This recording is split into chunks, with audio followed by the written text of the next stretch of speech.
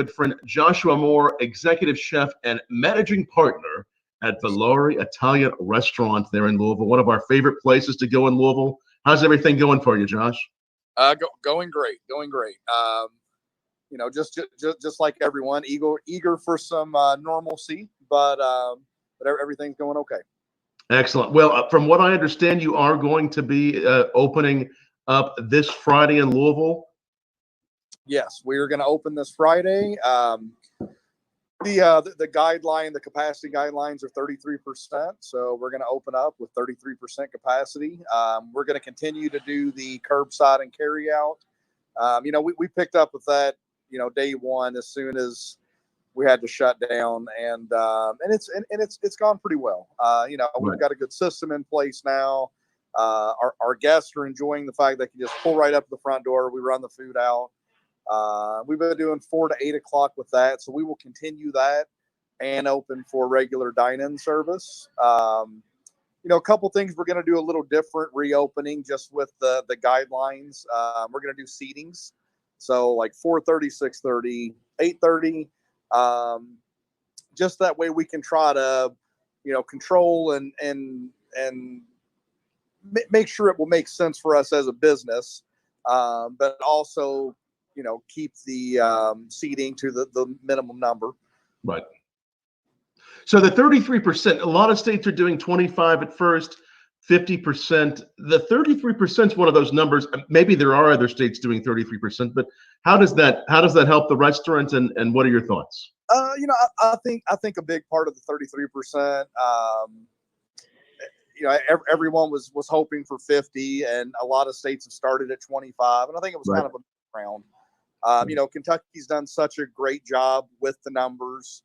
I think restaurants were hoping for a 50%, which some other states have opened at 50. But I think 33 is a good start. I mean, is it perfect for business? No, but I think it's a great start. Great way to start getting some regular business open back up. I keep joking. I'm excited just to put food on an actual plate instead of in a to-go box. But I think for a restaurant like ours, seating wise, 33% can make sense with still doing curbside. I think a lot of smaller independent restaurants, it's going to be difficult. If you only have 100 seats or 75 seats to start with, and that goes down to a 33%. It's a hard goal. Right. No, that's true. And then at the point that it goes up to 50% will be when? That'll be a few weeks from now, or when? They haven't given a date yet. I mean, I'm hopeful for 2 weeks to a month kind of thing is what I'm hoping it will go up. Right. Hopefully to 50. Right.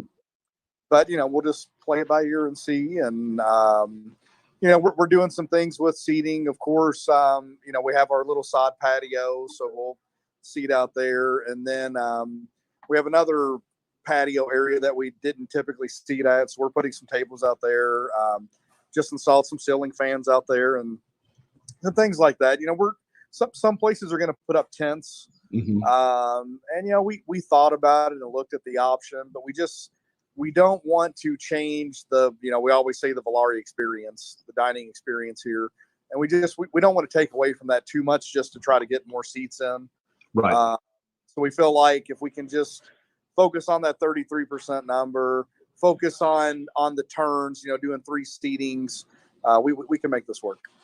And so some restaurants in Louisville and Kentucky in general, the state has said, hey, you can put the outdoor seating outside. Maybe restaurants that have never had outdoor seating, they put a tent up. That's something that's going to be helpful to restaurants, right?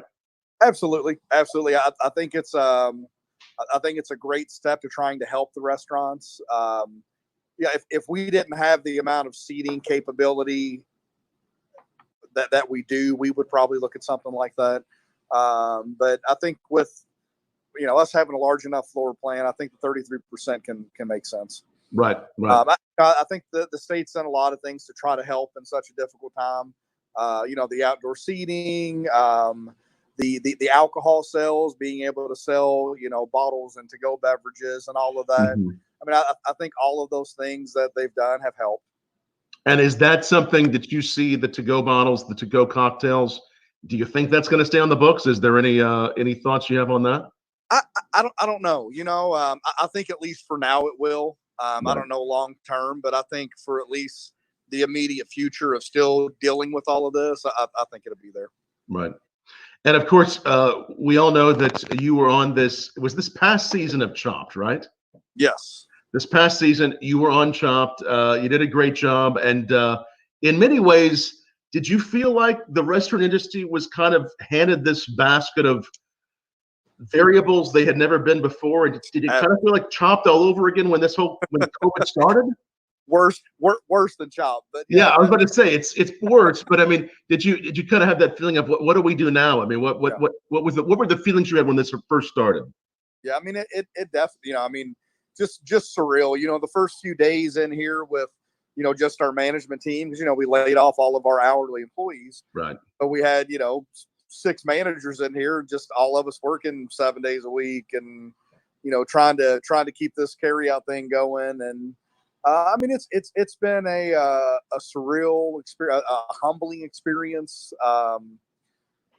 It's been difficult, and I worry about the industry as a whole. Right. It's such a small margins industry as it is. It's such a difficult industry. I worry about just the restaurant community in general. Right. Me too. But yeah, definitely, like you said, the analogy of a chop basket. It was definitely that.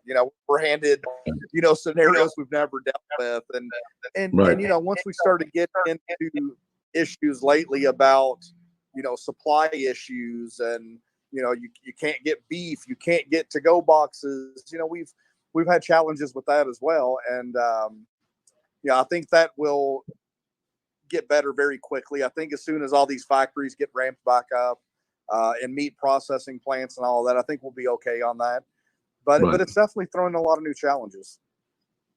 What do you most want consumers, customers, patrons, those like myself who've enjoyed Volare for over 15 years? What do you want them to know as they come back? I think the big thing is we want our customers to know that we're going to do everything to keep them and our employees safe. We're adding so many new procedures and steps, and things we've never done in the past. We just want everybody to still be able to come in and have the dining experience they're used to, but make sure it makes sense for them as far as safety. Right. Is there, we want to be as optimistic as possible, and we certainly are. We love that you guys are getting back on Friday, but is there any fears that you're having of, well, what if we get started and there's another outbreak and we have to change things again? I mean, is that going through your head? Tell me what. I've definitely thought about that. I think the most difficult part of that for me would be having to lay all of our staff off again. Right. We brought 50 employees back this week, and that's wonderful. I always like to try to be optimistic. I'm a glass half full guy.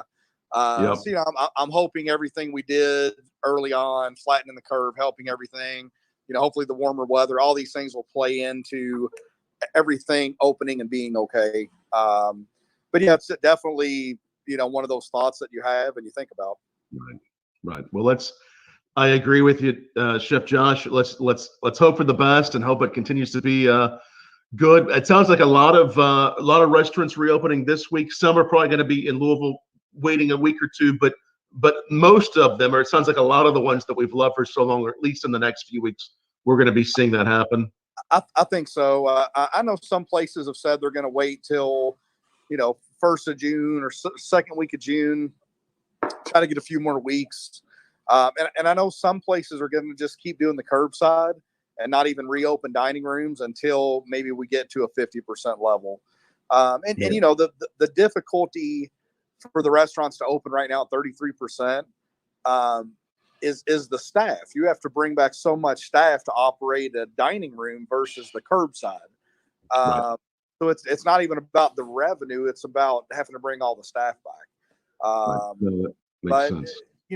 It's it's a challenge for everybody, and it's uncharted water for all of us. Right.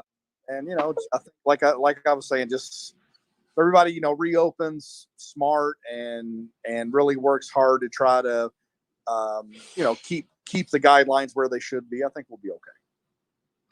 Your recipes and your dishes are obviously just incredible the way they are. But have you been working on any new recipes while we've had to shut down? Any new surprises we're going to see from you? Yeah, funny you mentioned that. Just set new menus off of the printers today. We do a small plates menu in the bar, and I completely revamped it. I mean, it's all new items. Added some Maple Leaf Farm duck wings on there as an appetizer. Changed our pizza preparations up. Added a little like Philly cheesesteak on a pretzel roll. Some fun stuff in the bar. The dining room menu is changing as well. Not as big of a change, but a good half dozen items. More of like a seasonal type change. And then our dessert menu, adding a chocolate lover's dream kind of dessert on there. Big bittersweet chocolate brownie, vanilla ice cream, bourbon caramel, and then salted candied pecans. So nice. That's all. You're making me hungry for sure. The other thing we've been doing during this whole 8-week shutdown, we've been working on the restaurant. Guests are going to come in to a freshly painted, clean top to bottom. We've put new artwork in, updated air conditioning. I mean, we've done so many improvements to the restaurant over this time. Some new kitchen equipment. I mean, we've really tried to spend the time focusing on our future. And I'm excited to get back open Friday. So you've really taken some time to innovate, to focus on updating, and of course, people who are watching in Louisville and in Kentucky, I'm sure are familiar with your farm and what you do. But for those watching elsewhere, tell a little bit about what makes your farm to table style a little bit different, or so different, really. I always joke and say we were farm to table before it was cool, but we have a 10-acre farm in Taylorsville. It's about 40 minutes outside of the city, and we grow a lot of the produce for the restaurant. This time of year, we're bringing in a lot of lettuces, kale, collard greens, broccoli's close, kohlrabi's close, Swiss chard to be this weekend. So all that stuff's coming in, and then we've been planting all of our summer stuff the past several weeks. Cucumbers and squashes and eggplants and herbs and but our main focus are heirloom tomatoes. Right, those are so good. This year we're putting out 1,500 heirloom tomato plants, about 70 different varieties. The first 900 plants are in the ground, and then in about another week we're going to plant the next 300, and then 2 weeks from then another 300. So we're kind of staggering our plantings this year. First year we've done that. We're excited to see how that plays in the season. Difficult spring though, with that big heavy frost a couple weeks ago. We literally spent 10 hours covering all of those 900 tomato plants. So it's been a challenging season at the farm on top of the whole COVID thing. So it's that's a huge, even extra chopped as we were saying, right? 10 hours covering the tomato plants. Yeah. It's been an ordeal. So wow. Well, we wish you the best as you open Friday, and definitely if you're in Louisville, stop by. You can make reservations. How's it going to work again? Just so we have it. So we're going to do 7 days a week. We're going to do seatings 4:30, 6:30, and 8:30. And just call the restaurant to make your reservation for one of the seatings. And I'm going to continue to do all the fun stuff we do, like the Friday fish specials. Roll them back out full menu on Friday when we open back up. Like I said, all those fun changes too. So it'll be great. Excellent. Well, Chef Josh Moore, thanks so much for chatting with us on Bourbon Blog Live, and we're looking forward to seeing you soon. And hopefully, we'll get down to the far at some point in the near future and see. I hope so. That'd be great, Tom. Thanks so much for having me. Thank you, Josh.